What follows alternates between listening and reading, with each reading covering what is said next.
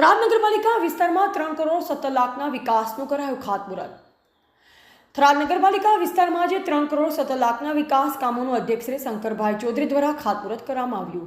થરાદ શહેરને 3 કરોડ 17 લાખના વિકાસ કામોની ભેટ મળતા નાગરિકોમાં ખુશીનો માહોલ છવાયો છે। આજે થરાદની વિનાયક સોસાયટી ખાતે વિકાસ કામોનું ખાતમુહૂર્ત કાર્યક્રમ યોજાયો હતો। આજે યોજાયેલ ખાતમુહૂર્ત કાર્યક્રમમાં થરાદ શહેરને અનેક નવા વિકાસ કામોની ભેટ મળી છે। આ વિકાસ કામો પૈકી થરાદ શહેરમાં નવા તેવી સીસી રોડનું નિર્માણ થશે।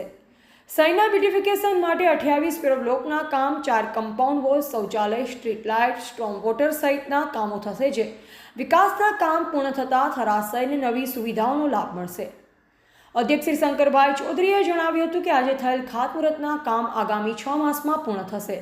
વિકાસ કામ સારી ગુણવત્તાવાળા થાય તે જોવું આપ સૌની જવાબદારી છે। થરાદના ભૂગર્ભ ગટરથી લઈ બગીચા સુધી કામ હાથ પર લીધું છે। થરાદને પ્રગતિશીલ થરાદ બનાવવા સાથે મળી પ્રયત્ન કરીએ। થરાદની કાયદો અને વ્યવસ્થાની પરિસ્થિતિ સારી કરવા મુખ્ય માર્ગો પર સીસીટીવી લગાવવાની કામગીરી શરૂ કરાઈ છે। જ્યારે થરાદમાં આંતરરાષ્ટ્રીય લેબ શરૂ થવા જઈ રહી છે।